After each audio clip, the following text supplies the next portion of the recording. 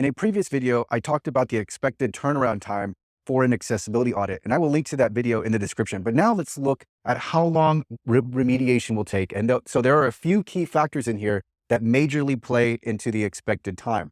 And one of those factors is whether this is being done by a provider or you. And another aspect of this is whether the provider is the same provider that did the audit or whether it's another third party. So let's say you have a third party agency that is separate from the auditor, then it's looking at you're looking at a much longer timeline because you have a disjointed process. So if someone else is auditing and then you've got yourself, your organization, or a third party agency, it's going to take a lot longer because there's just back and forth.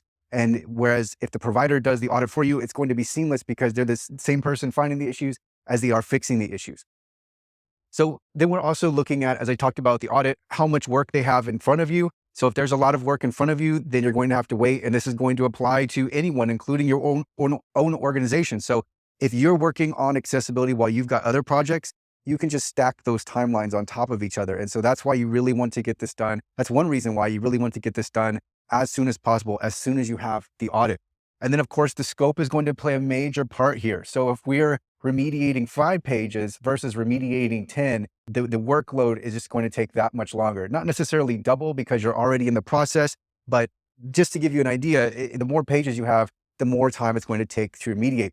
And then also your website, and really most importantly is the number of issues on your website. So if there's a lot to fix, it's just going to take that much longer. So we can have 2 different websites. If one is in okay shape and then one is in horrible shape, the one that's in horrible shape is just going to take a long time because it's a slog to get through all of these different accessibility issues. And we might be working on one page for literally weeks trying to resolve all of the different issues. And I have come across some websites that really do have, there's just that many issues where it's going to be difficult to work through them, especially when you think about the fact that sometimes there's an organizational aspect to this where people they're only focusing in on one thing at a time, and it's the workday and it's your employee and they're going through this versus someone who's just knocking out issues one by one. So the point here is that this can take a long time with another factor depending on who the actual person is working on it. So again, that goes back to the provider.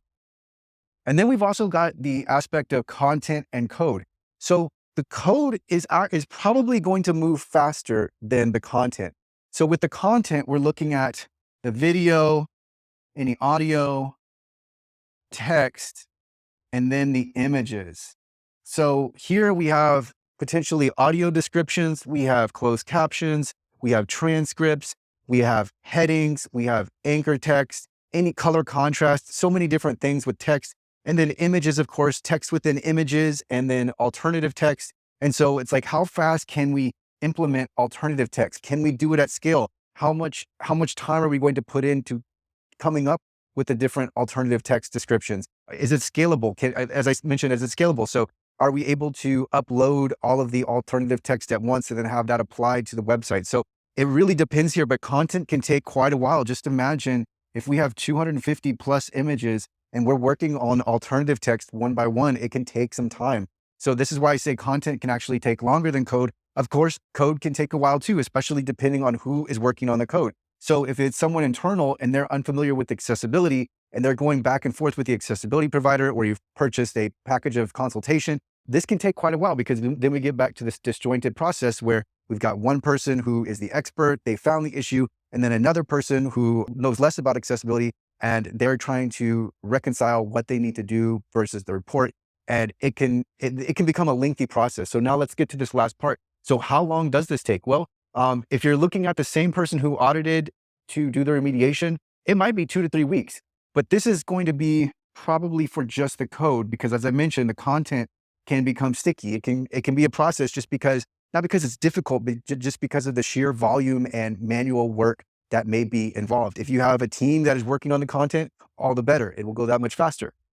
And then so 3 to 5 weeks is definitely in play here. And I think that's a reasonable time frame, especially when you're taking care of both of the code and the content. So we could easily be at 3 to 5 weeks. And then for larger organizations, 2 to 4 months is usually a quicker timeline.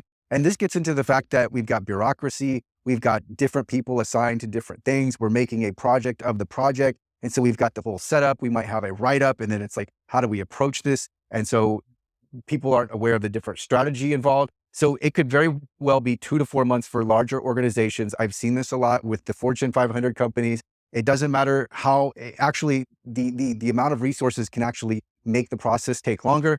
And then at the longest here, 4 to 8 months, but this is getting into dangerous territory, because if you're taking this long to remediate the issues found in an audit, the audit may lose freshness because you might have other parts of your team that are uploading new content. They're changing the pages. And so with those edits, the audit will lose freshness. And then you might actually not completely remediate the website because you started making changes to it. Nobody knows what is accessible, what's not, what's been audited, is this new? It really starts to get disorganized. And so that's why I cap it here at 8 months. And I've definitely seen projects take longer than 8 months because it just becomes something that's ongoing. It's never a priority. You don't have enough people dedicated to it. You have other people that are doing different things. And so at that point, after the 8-month mark, I have never, because at 8 months, you're never going to do it. You're going to have to restart the whole process, because after 8 months of working on it, if you haven't completely remediated, then the audit's probably not fresh anymore. And you really just need to start over and focus and prioritize accessibility at that point. So you really don't want it to get to this point, and ideally 2 to 4 months max. And then keep in mind that this isn't even with the audit. This is in addition to the audit time. So that's what I have here at the very top, plus audit time. So keep that in mind. This means that if you are making efforts to make your website ADA compliant, you could very well be looking at, let's say, 5 months in total. It really depends on the state of your website, but more so how proactive you are and how much you want to make this happen right now. And I can tell you that's the best course of action, because that way it just gets done, and then you don't get mired in different projects and trying, and the whole setup of accessibility. It can really take away from everything. So last point here is at accessible.org. You can get this done for you. The audit will be there. The remediation will be there for the code. And then the content is at your option. So if you'd like to purchase content remediation, you certainly can. That would include PDFs, audio, video, images, text, etc. And the cost is just going to depend on how much work is involved. But at accessible.org, this is through the ADA compliance program, where we're trying to make this as easy as possible, provide that done for you service. And so that's available. But this is the amount of time that you're looking at for remediation. As I've gone over, there are so many different variables that can really affect your timeline, but try to get this done as soon as possible. Be proactive and open yourself up to the idea of, maybe we would want someone to work on our website, and maybe it's in tandem with someone that's on your team in-house, but that will really speed up the process, because then you have more of a fluid process versus a disjointed one.